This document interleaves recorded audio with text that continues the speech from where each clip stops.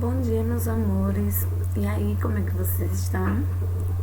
Espero que estejam todos bem, tá? Graças a Deus, iniciamos mais uma semana, né? Muita saúde, na esperança de que dias melhores virão e que toda essa rotina depois não irá passar apenas em momentos históricos para relembrarmos tudo o que aconteceu, né? Vamos ter confiança de que aos poucos, daqui a pouco a gente estará em sala de aula. Gente, veja só. Lembram do que eu falei com vocês na segunda? Sobre a questão das mensagens motivacionais?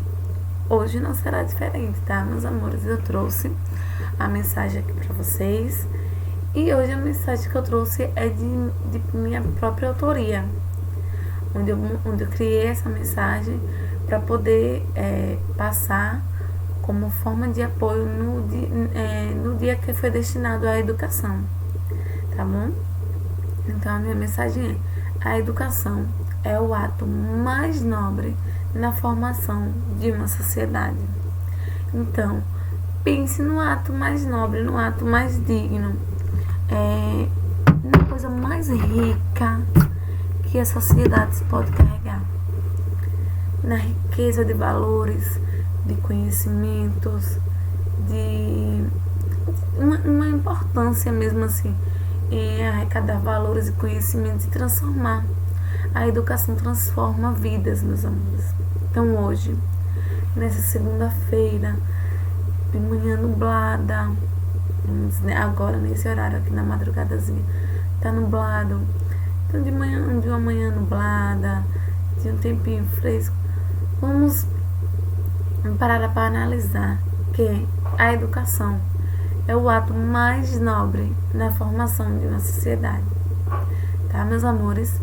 E hoje iremos retratar, vamos conversar, eu queria conversar com vocês sobre o conteúdo que iremos falar, tá?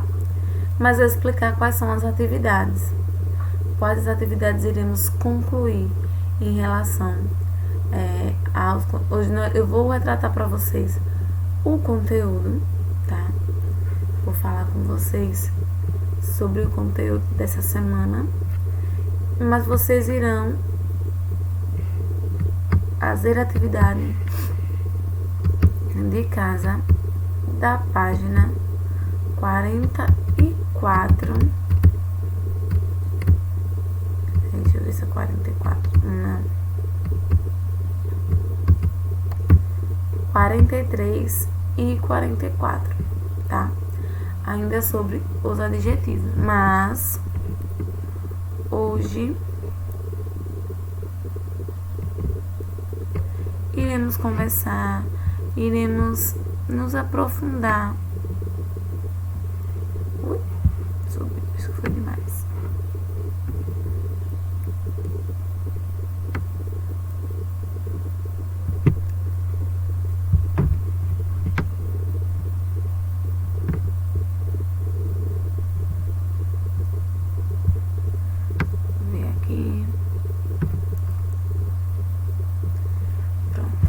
Deixa só eu me diminuir aqui, que eu acho que eu estou na frente.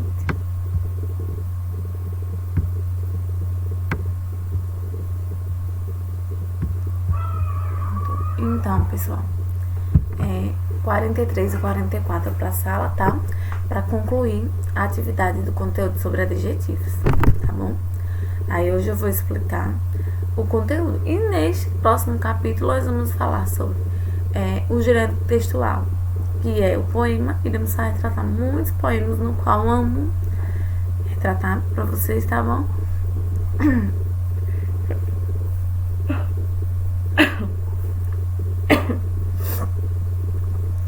O estudo linguístico dessa semana é a divisão silábica, a classificação silábica, regras de acentuação, tá? E iremos produzir muitos poemas. Então, nessa capa aqui tem um poema muito lindo de Alberto Caeiro, onde ele fala assim: ao anoitecer, brincamos as 5 pedrinhas no degrau da porta de casa, graves como convém a um deus e a um poeta. E como se cada pedra fosse todo um universo, e fosse por isso um grande perigo para ela deixar cair no chão. Então ele está retratando, montou um poema direcionado ao heteronômio de Fernando Pessoa. Ele quer contradizer, falar um pouco sobre o heteronômio que é Fernando Pessoa, tá? E aí eu vou explicar para vocês o que são os heteronômios, tudo direitinho, tá bom, meus amores? Mas hoje eu quis ler esse poema porque eu achei ele lindo. Ao anoitecer, brincamos as 5 pedrinhas no degrau da porta de casa, graves como convém a um deus e a um poeta. É como se cada pedra fosse todo um universo, e fosse, por isso, um grande perigo para ela deixá-la cair no chão. Entendeu? Hoje, como é segunda-feira, não iremos retratar sobre o gênero textual, mas sim iremos retratar sobre as divisões silábicas. E aí vamos falar sobre as sílabas. É o primeiro conteúdo de sílabas, né? Ui, balancei, né? Você sabia que conforme o número de palavras, de sílabas, a palavra recebe uma classificação? Gente, então, o que são as sílabas? É a divisão de palavras, tá? A divisão de palavras. A divisão de letras que uma palavra recebe. Então, todas as palavras que constituem a nossa língua portuguesa, minuciosamente, ela recebe uma classificação, tá bom? Então, as sílabas que possuem mais de uma vogal, 2, 3 vogais, a sílaba que recebe uma vogal, porém não se pode construir uma sílaba sem uma vogal. Toda sílaba ela é construída por uma vogal. Tem que ter uma vogal para construir a sua sílaba, tá? Tem que ter vogais na construção dela. E aí, o que acontece? Foi como eu acabei de falar em instantes. Há vogais que tem um grande número de sílabas, há outras vogais que possuem apenas uma sílaba. Mas, na sua construção, na construção silábica, tem que ter vogal. Dentro dessa construção deve haver vogais, tá? A palavra minuciosamente é formada por segmentos compostos de um ou mais fonemas, pronunciado em uma única emissão de voz. A cada um desses segmentos dá-se o nome de sílabas. O que são os fonemas? São a representação das letras, são a representação dos sons em forma de letras. Então, eu tenho lá a palavra minuciosamente e vou separá-la silabicamente de acordo com cada som, cada pronúncia.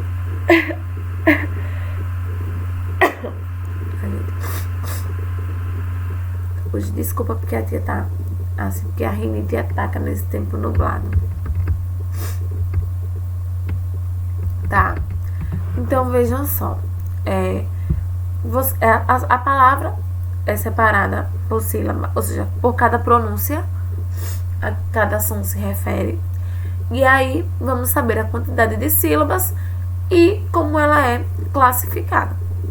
Dentro da língua portuguesa, dentro da classificação das línguas, da língua portuguesa, as palavras elas podem serem classificadas monossílabas, dissílabas, trissílabas e polissílabas, tá? Na língua portuguesa, as palavras recebem essa classificação, tá? E aí, como é que eu vou saber se ela é monossílaba, se ela é dissílaba, se ela é trissílaba, se ela é polissílaba? Pela quantidade de sílabas na qual ela forma as palavras. Eu tenho que separar todas as sílabas seguindo a orientação de que... Deixa eu só aumentar aqui mais um pouquinho. Seguindo a orientação de que cada sílaba representa um som de um fonema. e que cada sílaba necessariamente ela tem que ter na sua construção, deve haver na sua construção vogal, tá? Então, a palavra minuciosamente,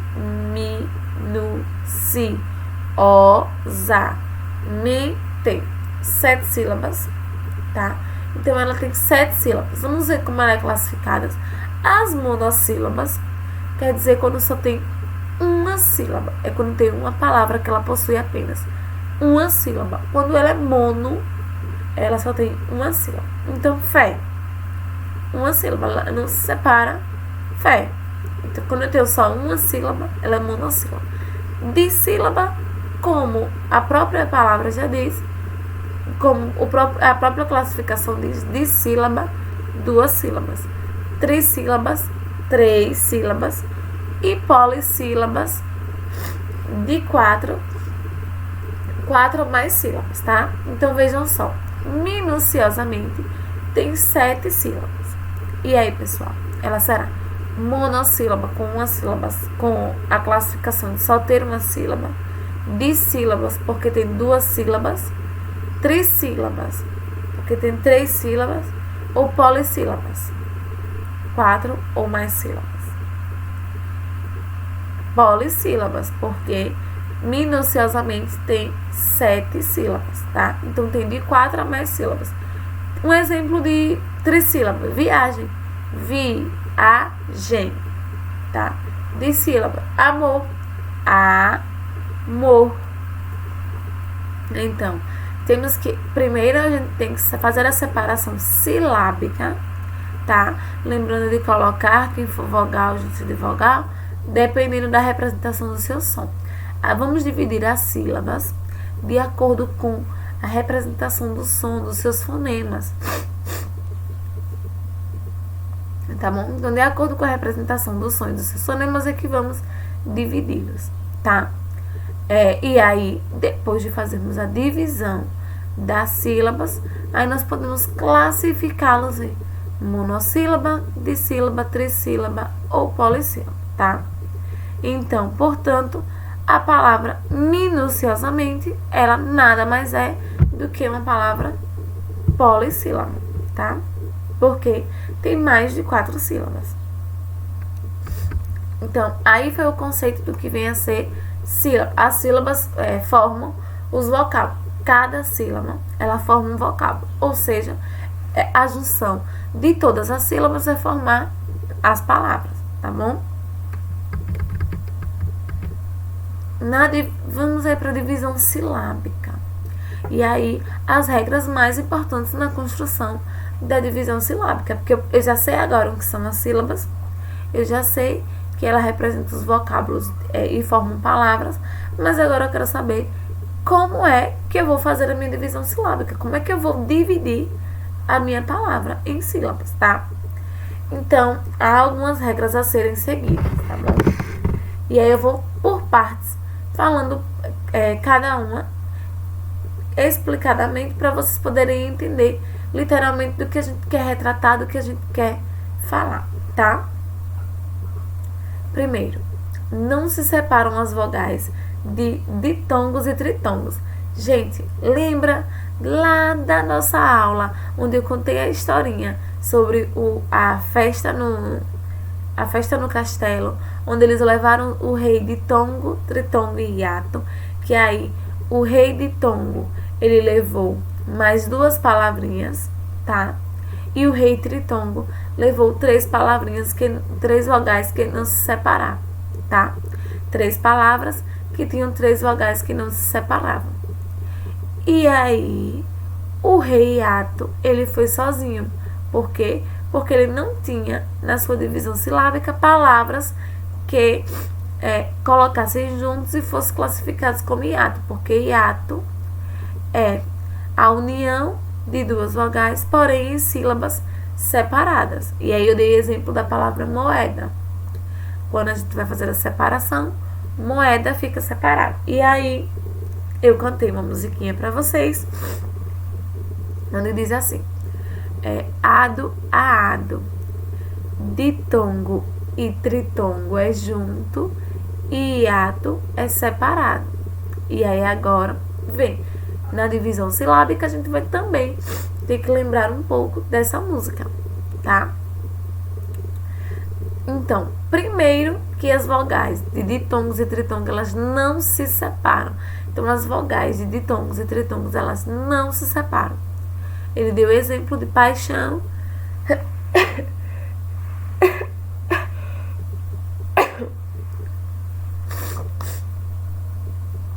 paixão e iguais.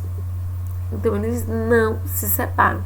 As vogais de ditongos e tritongos não se separam. As vogais que separam são as vogais do hiato, tá?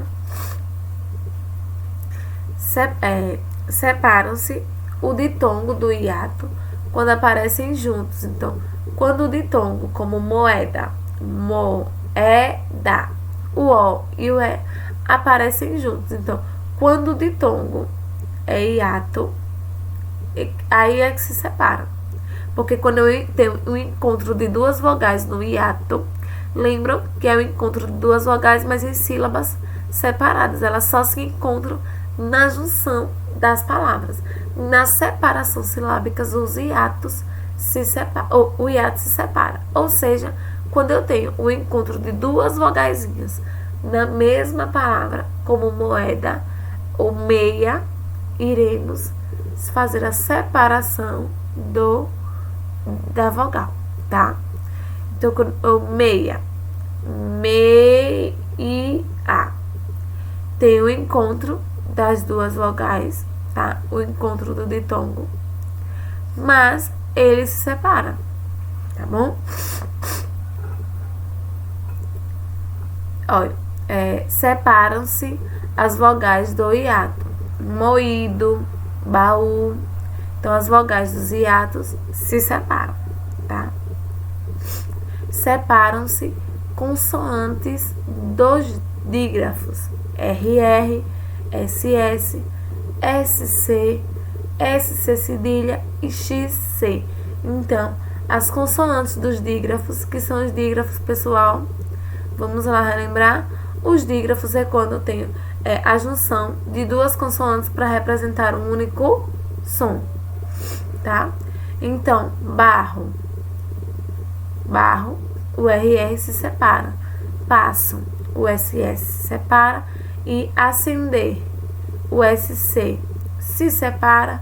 Desço, o SC cedilha também se separa. E excelente, o XC também se separa.